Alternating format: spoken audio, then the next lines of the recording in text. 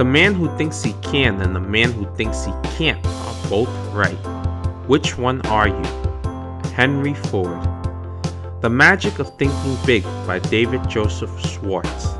This book will go over practical exercise on how you can achieve what you set out to do by thinking. Here are 3 big ideas that will help you accomplish your goals. Number 1. How to think big.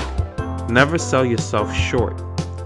I'm sure a lot of people tell you that in order to become successful, you have to think big. However, a lot of people don't take an extra step to tell you how.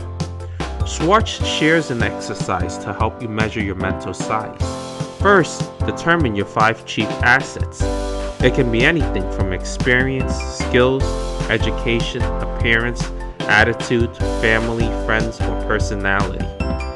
Next, under each of the 5 categories, write down 3 people who have achieved huge success but are not as great as you are in that asset.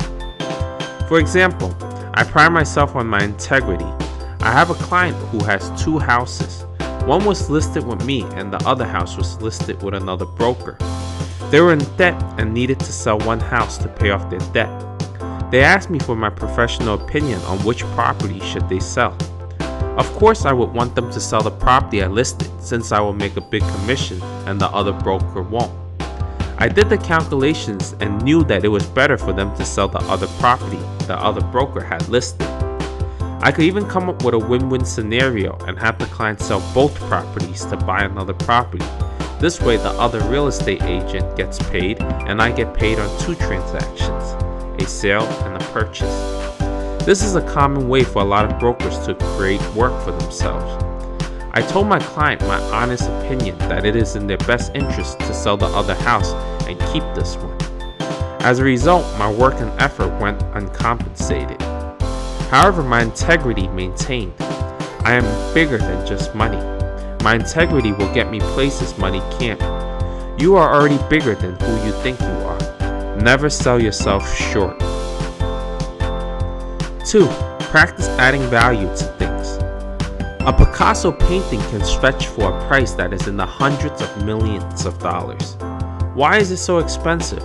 What is the difference between a Picasso painting versus another artist's painting?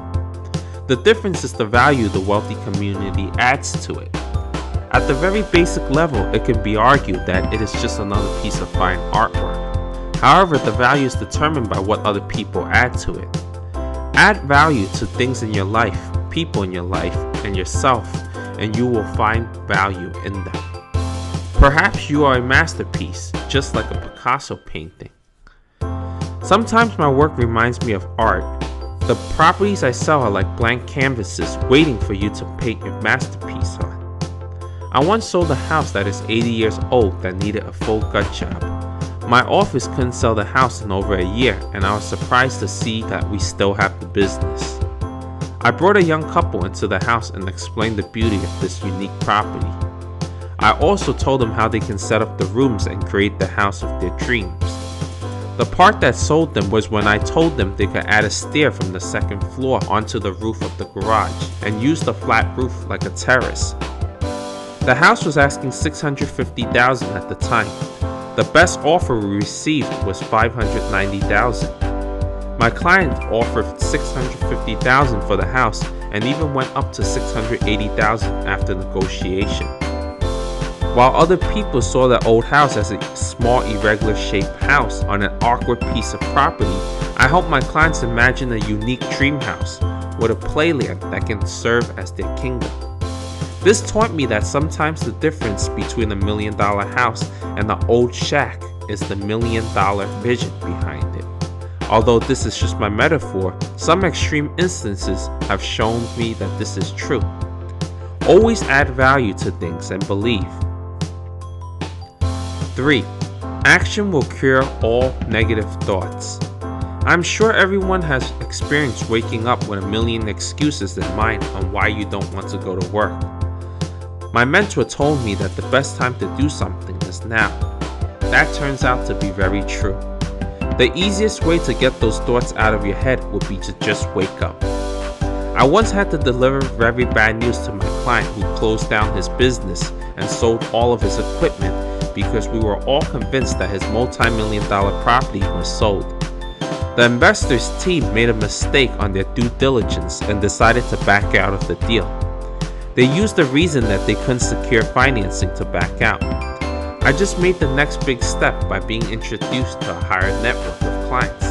I couldn't mess up on this deal because I would lose faith in the network, and other business owners within the network wouldn't use my service. So not only was my reputation on the line, my client was put in a very bad situation where he closed down his business. I couldn't help but to create nightmare scenarios in my head. Finally, I decided to just go there in person and tell him the truth. He was very angry, but to my surprise, he was clear-minded enough not to blame me. He knew it wasn't my fault. As a result, I didn't get the sale, but I earned more respect from my client.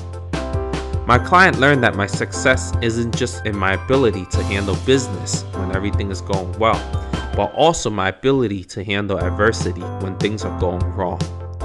The worst thing possible isn't what you imagine it to be. Actions will cure negative thoughts. Actions will also cure procrastination. Start now if you want to do something. Remember that you are bigger than what you believe yourself to be. Don't let your beliefs hold you back. Think bigger. Here's the final takeaway. Picture where do you want to be 10 years from now. Write it down on a piece of paper and keep it on the back of your phone. You will be amazed to see what the paper is able to attract to your life. Thank you for watching this video. Please share and subscribe for more videos.